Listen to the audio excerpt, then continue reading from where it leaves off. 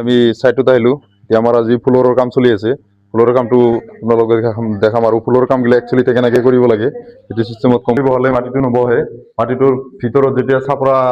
লাডুৰ দূৰ এনেকুৱা চাপৰা থাকি যাব পাৰে সেইকাৰণে পানী মাৰি কিনে মেডিচিন এটা থাকে সেইটো মেডিচিন মাৰি কিনে চাবুল মাৰি কিনে ভালকৈ মাটিটো গলাই দিয়া হয় গলাই দিয়াৰ পিছত মাটিটো শুকাই যোৱাৰ পিছত মাটিটোৰ মাজত যিটো গেপেজ থাকে সেই গেপেজ বস্তুটো পানী মাৰি গলাই দিয়াৰ পিছত গেপেজ বস্তুটো থাকিব নোৱাৰে আৰু যদি এনাই দুৰমুচ মাৰি ওপৰৰ পৰা যিমানে নহব কিয় দুৰমুচ মাৰিলে 6 ইঞ্চিৰ পৰা 1 ফুট মাটিহে বহিব এইটো ভিটিত মাটিৰ পৰা আছে 5 ফুট 6 ফুট এতিয়া যদি আমি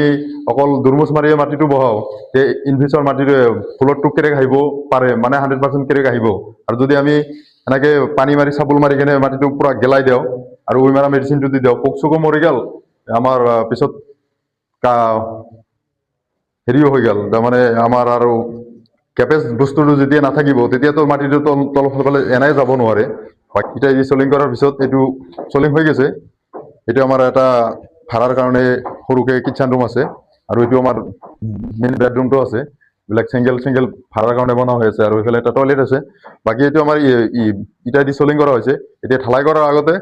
পুৰা পানী আকৌ ভৰাই দিয়া হ'ব পানী ভৰাই দিয়াৰ পিছত গেপেজ যিমান জাগা থাকিব পুৰা ফুল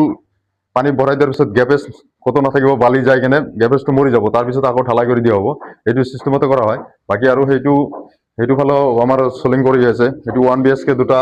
1 BHK এটা পাৰ্ট আছিলে এইটো আমাৰ ফাৰ্ষ্ট ৰুমটো হয় এইখিনিতে কিটচেন এটা হ'ব আৰু এইটো এটা বেডৰুম আৰু এইটো এটা টয়লেটটো বাকী এইটো আমাৰ দুৰমুচ কৰা হৈ গ'ল আগতে আমি মাটিটো বহাই লৈছিলোঁ চাবুল আৰু পানী দি কিনে মাটিটো ভালকৈ বহাই লোৱাৰ পিছত কৰা হৈছে আৰু এইটো আমাৰ এইবিলাক খিৰিকী আছে বন্ধু বক্স হ'ব আৰু খিৰিকীগিলা এলুমিনিয়ামৰে হ'ব এইবিলাক বস্তু আৰু কি মালিকে যেনেকৈ বিচাৰে সেনেকৈ কৰা হয় আৰু লাইনৰ কামগিলা একচুৱেলিটো কনচিল কৰি চিষ্টেম দিয়া হৈছে ওপৰত বাৰু এইটো ৰেণ্টৰ কাৰণে হয় এইবিলাক চিলিংটো নহয় সেইটো কাৰণে লাইটগিলা ৱালতো দিয়া হৈছে আৰু কিছুমান লাইট চিলিঙতো হ'ব অ'কে